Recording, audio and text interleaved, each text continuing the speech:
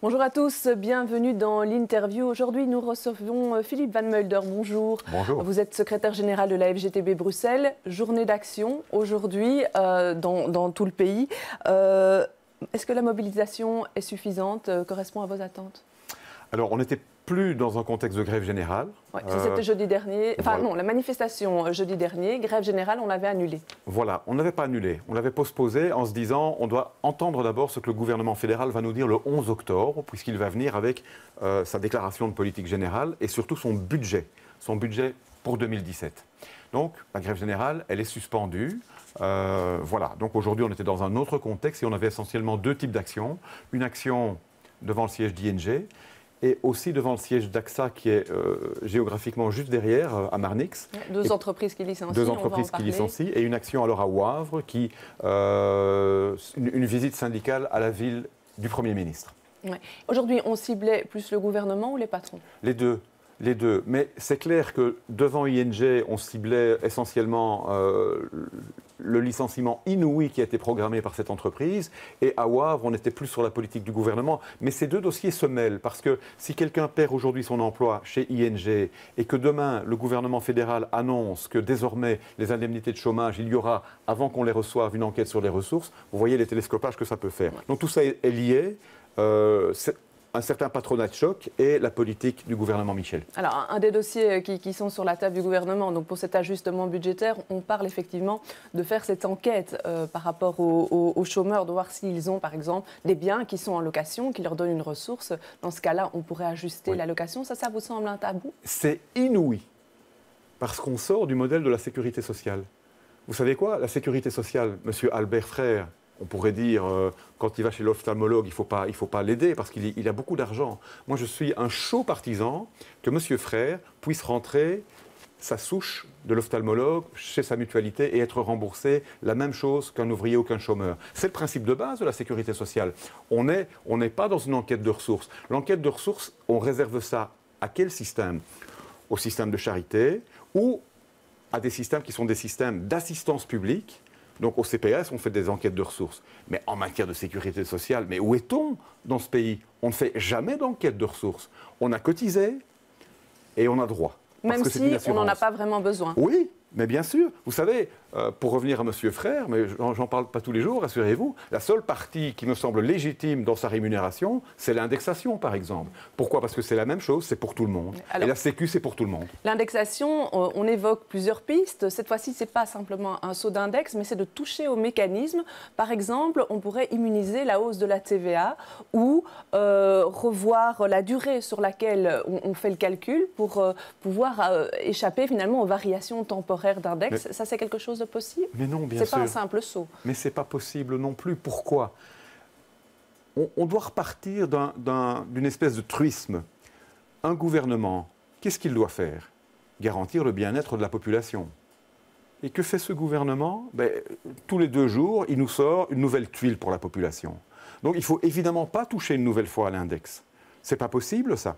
Le taux de pauvreté dans le pays, mais singulièrement en région bruxelloise, il est encore en train d'augmenter. Et sur quelques années, on est passé de 14% de la population à près de 16% de la population. Donc, une fois de plus, on va toucher les mêmes. On continue une politique qui ne produit pas de fruits. On apporte des aides sans condition à certaines entreprises et on voit comment elles remercient les pouvoirs publics après, comme chez ING, comme chez AXA. Donc voilà. Donc pour vous, tabou sur l'index, tabou sur les enquêtes? Mais sur les enquêtes, c'est une abomination. Et sur l'index, le moins qu'on puisse dire, c'est que c'est une très très mauvaise idée. Alors ce matin, devant ING, devant le siège, il y avait une grande partie du personnel qui s'était réuni. Enfin, une partie du personnel qui s'était réuni. 200 agences étaient fermées. On a vu qu'il y avait des pressions au sein de l'entreprise pour que les gens ne s'expriment pas depuis l'annonce des licenciements. C'est quelque chose de fréquent, ça? C'est quelque chose, je ne sais pas si c'est fréquent. En tout cas, c'était bien présent effectivement chez ING. Il y a eu des mails menaçants. Je pense qu'en matière d'indécence, en matière de mépris non seulement pour les travailleurs, mais pour les êtres humains en général, the sky is the limit. Hein. Donc ils osent encore maintenant menacer les gens qui s'exprimeraient par rapport à ces licenciements. Bon, moi, je suis évidemment très en colère, mais je suis aussi surpris du niveau d'indécence, quoi. C'est un peu, je ne dirais pas du jamais vu. On a vécu des restructurations aussi agressives. Mais ici, on a vraiment l'impression que les limites sont franchies. On a été beaucoup aidé par les autorités publiques. Souvenez-vous de ce qui s'est passé aussi pour ce secteur bancaire il y a quelques années. Et maintenant, voilà, tout va bien. Au fond, on peut faire des profits beaucoup plus importants et considérables en écartant 30 à 40% du personnel. Bon, allons-y. Hein. Mais qu'est-ce que vous répondez à l'argument de la numérisation? Alors, la numérisation, c'est d'abord une fantastique opportunité de gain de productivité. Ça, c'est du côté des gains. Au niveau du devoir maintenant, parce que je pense que dans la vie, il y a à la fois le plaisir et le devoir. Au niveau du devoir, une entreprise comme ING aurait dû faire une chose, c'est être proactive, avoir une vision à 3 ans, à 4 ans, à 5 ans, former son personnel. Dans votre journal, tout à l'heure, je voyais mon collègue, M. Capoun, du 7K Finance, qui constatait qu'aucun effort de formation pour les gens qui sont là n'a été fait. Alors on va voir ING demain mettre des annonces d'emploi, après avoir vidé 30 à 40% de son personnel, ils vont chercher des spécialistes tout faits. Ou peut-être se plaindre que le VDAB et Bruxelles Formation ne font pas leur job. Donc, quoi, le but, c'est de se débarrasser des travailleurs plus âgés qui coûtent plus cher, c'est ça? je ne suis pas dans la tête du management d'ING, mais en tout cas, je vois que c'est ça qui se passe. Qu'est-ce que vous attendez des pouvoirs publics par rapport au cas d'ING? Alors, le ministre régional de l'Emploi a activé, c'est une fort bonne idée, un accord de coopération de 2005. Donc, il va recevoir à son cabinet Madame Tillieu, sa collègue wallonne, et on espère aussi M. Meuters, s'il veut bien venir à Bruxelles, pour discuter de quoi? Pour discuter des problématiques interrégionales. Parce que, bien entendu, chez ING, il y a des Bruxellois qui travaillent, mais il y a aussi des non-Bruxellois qui viennent de Flandre et de Wallonie. Et donc, il faut mettre de l'huile dans les rouages, il faut que le VDAB, Actiris, Bruxelles Formation, etc. se parlent, le Forum.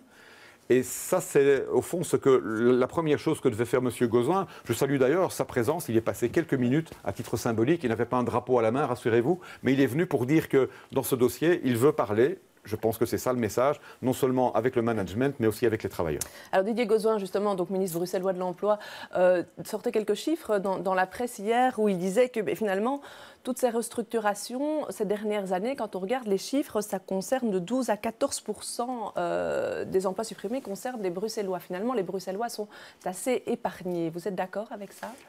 Avec le chiffre peut-être, avec le constat, avec cette sorte de chirurgie fine territoriale, j'ai été un peu choqué. Pourquoi? Parce que même si effectivement peu de Bruxellois sont concernés in fine par ces vagues de restructuration, ça soulève deux types de problèmes. D'abord, ça pointe un peu ce qu'est le problème bruxellois. Je ne dois pas vous dire que si on n'a pas d'emploi, on ne peut pas être licencié. Bon. Et par ailleurs, le drame, il n'a pas de frontière régionale. Donc, un travailleur d'ING qui habite à Wavre ou qui habite à Dendermonde, s'il est licencié, c'est le même drame. Voilà, mais ceci dit... Oui, mais après, pour les pouvoirs publics bruxellois, pour pouvoir se retourner, c'est intéressant de savoir qui est touché. Absolument. C'est pour ça que je vous dis que les chiffres, le diagnostic chirurgical m'a un peu glacé, mais après, il y a des choses à en tirer, évidemment, pour les pouvoirs publics. Oui, parce qu'en fait, finalement, ça va dans une dynamique où il dit on peint en noir la région bruxelloise. Et puis quand on fait un peu le calcul pour les entreprises entre celles qui font faillite, celles qui s'en vont d'un côté, mais celles qui sont créées et celles qui arrivent à Bruxelles, le solde est positif. Finalement, l'économie n'est pas si noire que ça à Bruxelles. Alors, d'une part, cette préoccupation-là, je la comprends et j'appuie le gouvernement régional lorsqu'il dit on doit aider cette région à rétablir une image, notamment après ce qu'on a connu au début de cette année. D'autre part, les chiffres sont... Vous savez, hein, les chiffres sont des innocents qu'on fait parler sur la torture ou sous la torture. Je pense qu'effectivement, le ministre a raison de pointer une chose, c'est que l'économie bruxelloise ne part pas à volo. Ceci dit, il y a encore beaucoup de travail pour stabiliser les choses et en particulier un travail fondamental par rapport aux travailleurs, le gouvernement régional, le gouvernement fédéral, les gouvernements en général ont des exigences fortes, ça s'appelle l'État social actif. Par rapport aux entreprises, il faut que nos gouvernants aient des exigences fortes. C'est ce que moi j'appelle l'État économique actif. Ça peut se dire d'une phrase, les aides, il en faut.